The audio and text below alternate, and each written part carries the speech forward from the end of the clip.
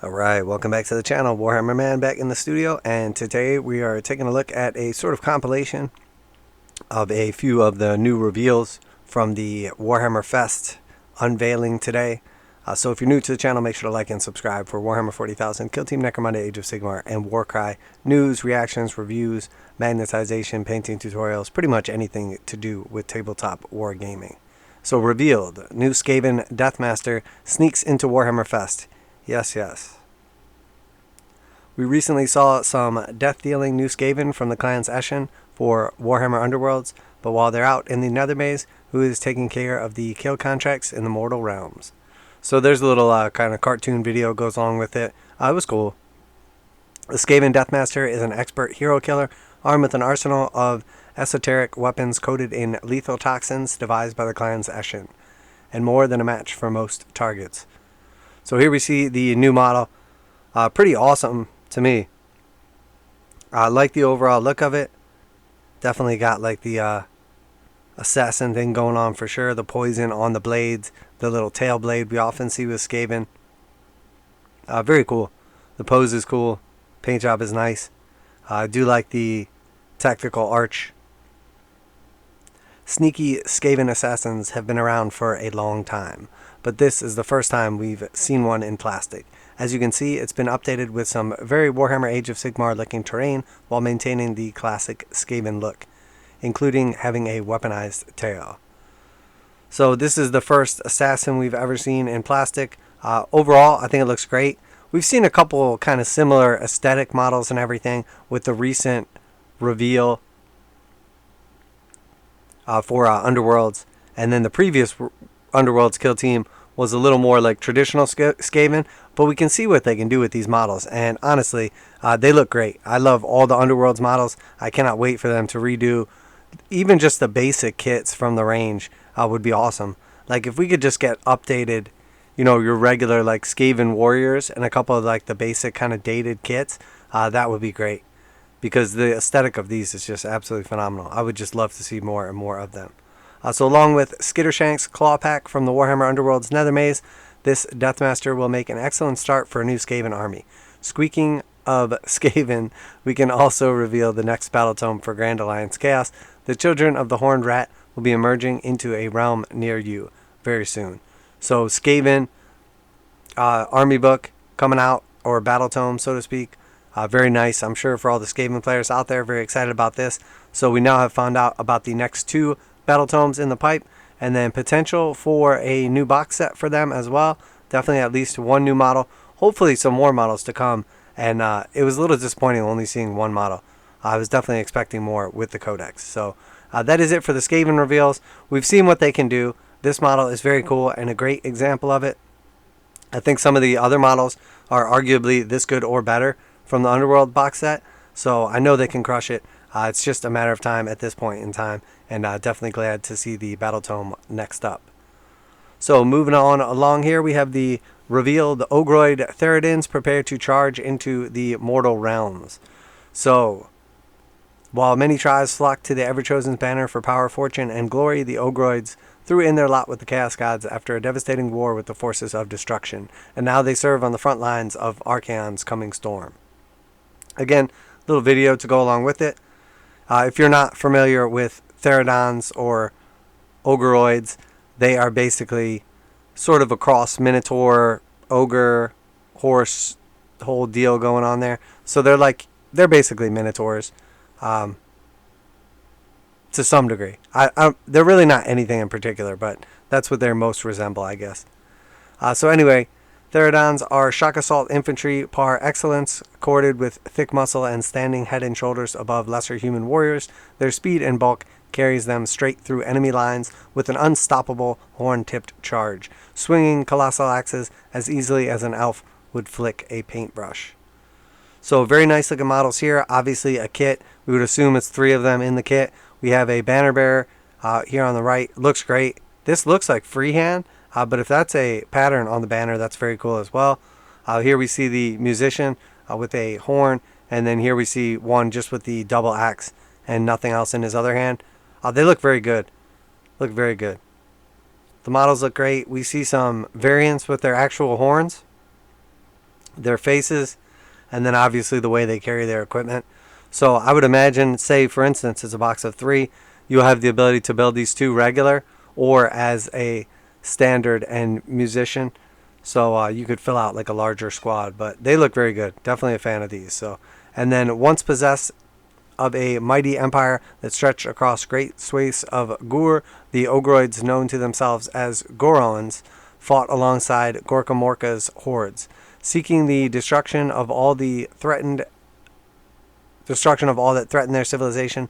Unfortunately, the Bone Splitters aren't the most reliable neighbors, and the Goron Empire fell to rampaging greenskins. What remained of the Gorons were enticed by Archaon with promises of a new home, secure against all invaders and land that would become the 8 points. There, under the shadow of the Varanspire, the Ogroids raise dark citadels, forge mighty weapons, and serve as overseers in the armies of chaos. And then here we see an alternate way they could be built.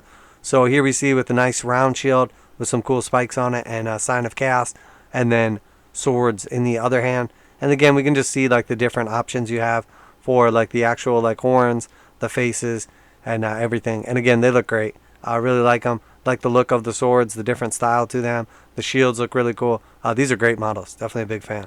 This isn't the first time we've seen the Ogroids, of course.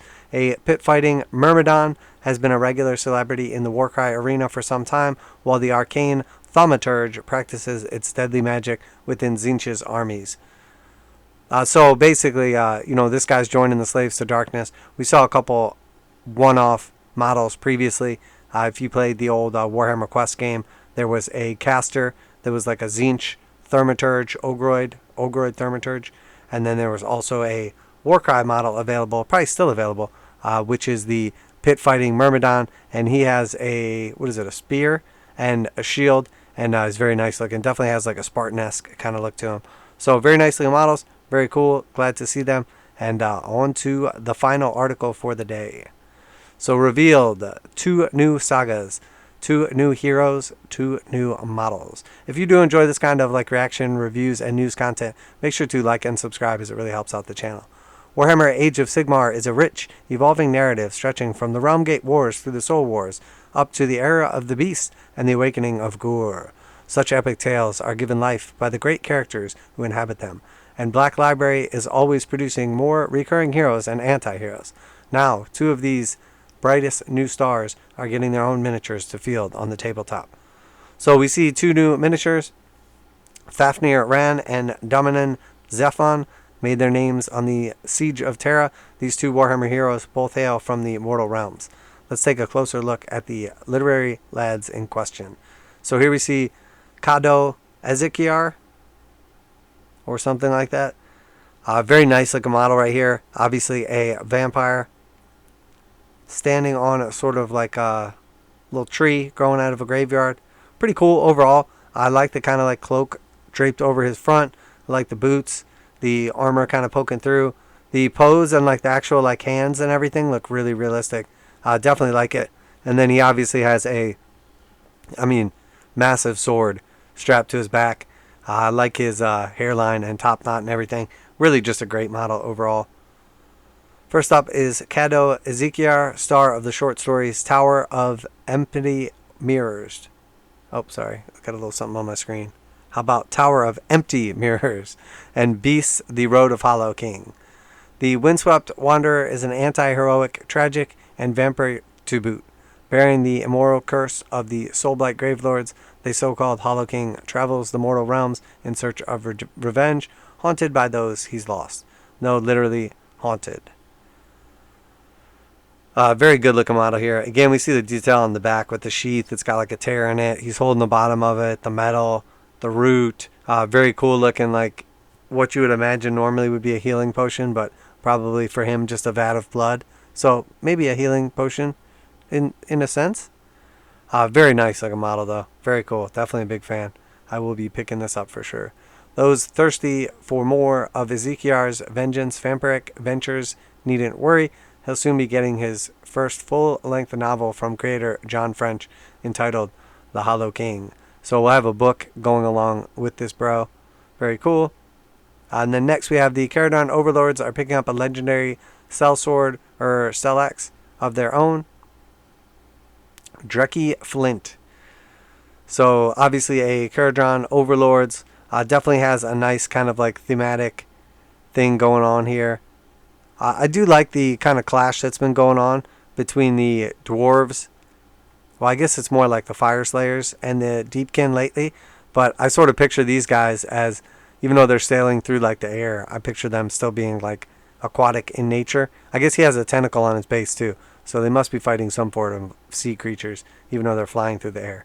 But nice looking model. I really like the eccentric armor. I love like the beard, like metal kind of tassels at the end. Those are super cool. Triple barrel pistol when two's not enough. I mean, the axe is pretty darn cool. His backpack's obviously cool. Got a little like, looks like a built-in compass going on. So Drekki Flynt is the protagonist of his own short stories, The Lost Karak and the Kranka Gorongna. And this stunning new model brings the smooth talking, fast talking, sweet talking Duradin to life. With his multi-barreled athermatic pistol, Charon, and more importantly, an immaculately groomed beard, he's ready to rob from the rich and give to the, well, some of it will make its way to the poor, we're sure. So overall, great looking model, great aesthetic. Obviously has like the spear tip on his axe, and then he has a spare spear tip right here. So I'm assuming he like shoots them at people maybe. And then this is sort of like a string, so it's almost like a harpoon. That's what it looks like, honestly. I mean, sort of like a fishing rod. This would be like the little latch, clicks it back. It's got a clear trigger right here, and then that is definitely a harpoon. So honestly, that is pretty cool. I'm just noticing that for the first time. I mean, this is the first time looking at the article, but I definitely just picked that up. Very, very cool. So he has basically a harpoon shooting axe and a triple barreled pistol. So he's basically a steampunk dwarf pirate. That's what we're getting at here. So very cool. Very, very cool. Definitely like the look. This traveling Duradin pirate. Oh, okay, there we go. He prefers dashing rogue, brings readers to cool locales across the mortal realms, usually filled with deadly enemies. Sometimes they even hate him for the things that aren't his fault. He's also getting his first full-length novel from the creator Guy Haley in the Archonauts Oath. So here we see the Archonauts Oath. Again, cool looking picture right here of him. Obviously he's like pretty much the exact same pose. So maybe this is what inspired the model. Maybe the model inspired this picture. Regardless, looks cool. Like the boat. Definitely a neat looking character.